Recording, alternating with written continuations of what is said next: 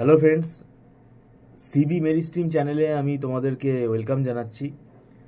তোমরা যারা MAKAUT university থেকে বিটেক পড়ছো এবং যারা এই 2025 সালে তোমরা এবার থার্ড সেমেস্টারে যারা উঠবে, অবশ্যই আমি তোমাদেরকে জানাতে চাই তোমাদের 27শে মে থেকে তো ইভেন্ট সেমেস্টারের পরীক্ষা শুরু হয়ে যাচ্ছে।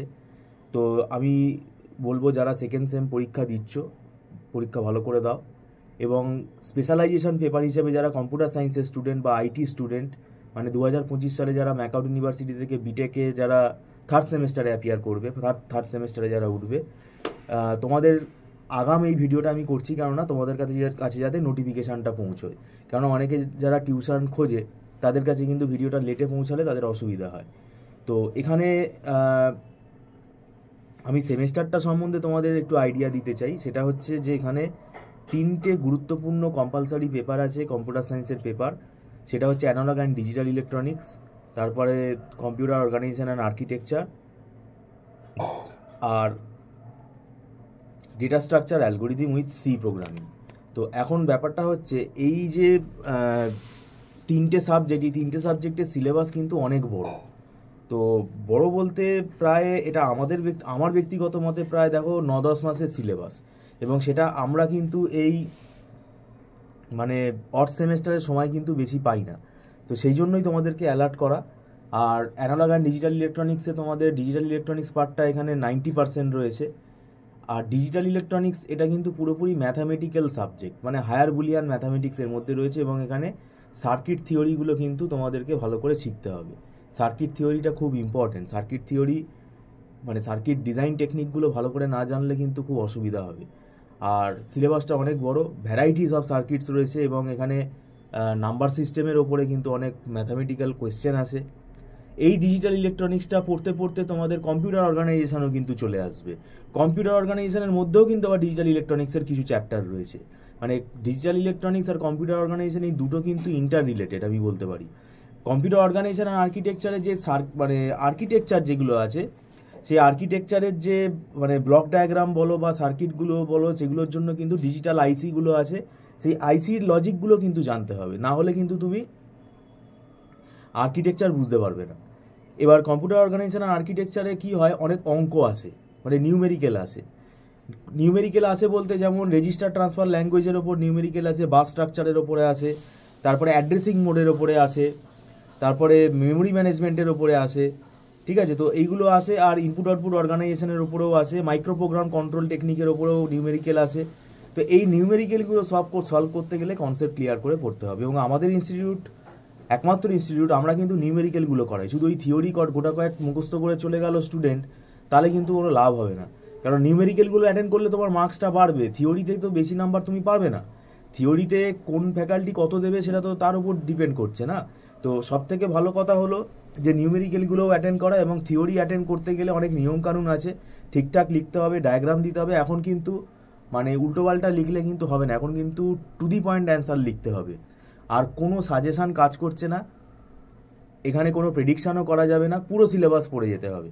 তো সেটার দিক থেকে কিন্তু আমি তোমাদেরকে অ্যালার্ট করছি। ওই কারণেই আমি বলতে চাইছি যে তোমাদের ইভেন্ট সেমেস্টারটা হয়ে গেলে, সেকেন্ড সেম হয়ে গেলে, খুব সম্ভবত প্র্যাকটিক্যাল পরীক্ষাগুলো 12-13 তারিখের মধ্যে হয়তো হয়ে যেতে পারে, আমি যতদূর শুনলাম। তাহলে 15-16 তারিখ থেকে কিন্তু তোমরা ভাই পড়া শুরু করে দাও, থার্ড সেমেস্টারের পড়া শুরু করে দাও। আমাদের ইনস্টিটিউটেও আমরা পড়া শুরু করে দেবো, এবং এটা আমাদের 15-16 তারিখ থেকে যদি পড়া শুরু হয় তাহলে এটা হাফ মান্থ ফিস চার্জ হবে। কারণ আমাদের এটা ইনস্টিটিউট, আমাদের এটা প্রফিটেবল ইনস্টিটিউট, আমরা এখানে একটা প্রফিটেবল অর্গানাইজেশন। এখানে আমাদের হ্যাঁ এটা বলতে পারি, আমাদের এখানে ফিস খুব নমিনাল, এবং এটা মান্থলি ফিস সিস্টেমে ক্লাস হয়। আর কোনো রকম লামসাম টাকা কিন্তু এখানে চার্জ করা হয় না। আর আমাদের এখানে যেটা স্পেশালিটি হলো, আমাদের প্রত্যেকটা সাবজেক্টের, প্রত্যেকটা ক্লাসের, প্রত্যেকটা চ্যাপ্টারের আমরা কিন্তু পড়ানোর পরে আমরা নোটস প্রোভাইড করি। মানে নোটস বলতে কি, সেটা সাজেশান না, সেটা হচ্ছে ওই যে টপিকটা পড়ালাম তার যে নোট, সেটা একটা ব্রিফ ফরম্যাটে, ঠিক আছে, সিম্পল ওয়েতে আমাদের হাতে লেখা নোটস তৈরি করা থাকে, সেইটা আমরা স্টুডেন্টদেরকে প্রোভাইড করি। সেটা আউটসাইড কাউকে প্রোভাইড করি না। সেটা স্টুডেন্টদের বুঝতে সুবিধা হবে। যেমন একটা অ্যালগোরিদম, সেটা আমাদের যে নোটসটা আছে সেটা কিন্তু স্টুডেন্ট যদি ফলো করে তাহলে কিন্তু সেটা তার বুঝতে খুব তাড়াতাড়ি সে বুঝতে পারবে, এবং পাশাপাশি নিউমেরিক্যালগুলোও সলভ করে আমরা পাঠাই। আর প্রথমত এখানে পুরো আমরা স্ক্রিন শেয়ার করে পড়াই, এখানে যারা রিমোট এরিয়াতে থাকো তাদের সুবিধা হবে, রেকর্ডিংয়েরও ফেসিলিটি আছে, সেটা টার্মস অ্যান্ড কন্ডিশনের কিন্তু আওতায় পড়ে যাচ্ছে, সেটা কিছু টার্মস অ্যান্ড কন্ডিশনস আছে। আর এমনিতেও আমরা স্টুডেন্টের সাথে এখানে ফ্লেক্সিবল, স্টুডেন্ট আমাদের সাথে হোয়াটসঅ্যাপে টাচে থাকে, আমরা ফ্রি টাইম থাকলে তাদের সাথে সেগুলোতে আমরা অ্যান্সার দিই, কোনো ডাউট থাকলে সেগুলো আমরা বলে দিই তাদেরকে, তো এরকম কোনো ব্যাপার নেই। আর এখানে মান্থলি ফিস সিস্টেমে ক্লাস হয় এবং এটা অ্যাডভান্স পেমেন্ট করে ক্লাস করতে হয় এবং এটা নট রিফান্ডেবল, আর ছোটো ছোটো ব্যাচে ক্লাস হয়, তাই এখানে ঘাবড়াবার কোনো কথা না। এবার ব্যাপারটা হচ্ছে দেখো, ডেটা স্ট্রাকচার কিন্তু পুরোপুরি সাবজেক্টটাতে প্রোগ্রাম এবং অ্যালগোরিদিম, তো সেই জন্য কিন্তু এখানে কোনো থিওরি ওই রকম নেই যে তুমি রিডিং পড়ে মুখস্থ করে চলে যাবে। এখানে প্রত্যেকটা অ্যালগোরিদিম, আর অনেকগুলো অ্যালগোরিদিম আছে, সেই জন্যই আমরা বলছি যে তাড়াতাড়ি পড়া শুরু করো, আমাদের কাছে না হোক অন্য কোনো সিনিয়র ফ্যাকাল্টির তোমরা সাহায্য নাও, কেননা সব কিছু একা একা মেকআপ করা যায় না। আর এটা গেল। আর একটা ব্যাপার হচ্ছে যে তোমাদের মানে এই যে মানে যে সাবজেক্টগুলো, এই সাবজেক্টের এখন যে মানে অ্যান্সার রিপ্রেজেন্টেশনটা, সেটাও আমরা ক্লাসে পড়াবার সময় বলে দিই যে কোন অ্যান্সার কীভাবে রিপ্রেজেন্ট করতে হবে। প্রেজেন্টেশনটা এখন খুব ম্যাটার করছে। প্রেজেন্টেশন যদি প্রপার ওয়েতে ভালো করে যদি করা যায়, তাহলে কিন্তু আমরা দেখতে পাচ্ছি আমাদের স্টুডেন্টেরও কিন্তু নাম্বার খুব বাড়ছে। তো সেটা কিন্তু এমনিতেও এখানে মানে নাম্বার একটু লিখে আসলেই পাওয়া যায়, একটু ঠিকঠাক করে লিখে আসলে পাওয়া যায়, এমন কিছু ভয় পাওয়ার জিনিস না যে একেবারেই কিছু পড়বে না। পরীক্ষার এই তো যেমন পরীক্ষার 1 মাস আগে আমাদের কাছে ফোন এসছে, ঠিক আছে, পরীক্ষার প্রায় কিছুদিন আগেও মানে 20-22 দিন আগেও ফোন এসছে, মানে অদ্ভুত। তারা এই 20-22 দিন আগে ফোন করে পড়াবার কথা কেন বলে সেটা আমি আজ পর্যন্ত বুঝতে পারলাম না। আর রেকর্ডিং পারচেস করে তো তার কোনো লাভ নেই, সে তো ওই 20-22 দিনের মধ্যে রেকর্ডিংটা দেখেই শেষ করতে পারবে না। তো সেগুলো কিন্তু আমরা দেখতে পাচ্ছি, এই ক্যাজুয়ালনেসটা কিন্তু ভালো না। সেই জন্য তোমাদেরকে আমি বলছি যে তোমরাও কিন্তু অ্যালার্ট হয়ে যাও এবং চেষ্টা করো জুন মাস থেকেই পড়া শুরু করে দেওয়ার। আর যদি তোমরা আমাদের কাছে টিউশন নিতে আগ্রহী থাকো, তাহলে সেটা স্ক্রলে ফোন নাম্বারে তোমরা যোগাযোগ করতে পারো। আর আমাদের এখানে পড়ানোর টেকনিক পুরোপুরি আলাদা, এখানে পুরো আমাদের 1:1 ইন্টারাকশানটা হয় এবং নোটসের কথাটা বললাম, যেটা পড়ে তোমার কিন্তু খুব মানে সুবিধা হবে। বই একটা রেফারেন্স বই তুমি রাখতে পারো, যা এখন তুমি যদি ডেটা স্ট্রাকচারের বই কেনো, আর একটা বই লাগে, সেটা হচ্ছে অ্যালগোরিদিমের একটা বই আছে, সেই বইটা কিন্তু অনেক মানে ভারী, অনেক মোটা। সেই বইটা একটা স্টুডেন্টের পক্ষে মানে একটা ডিকশনারির মতন বইটা, পুরো মোটা।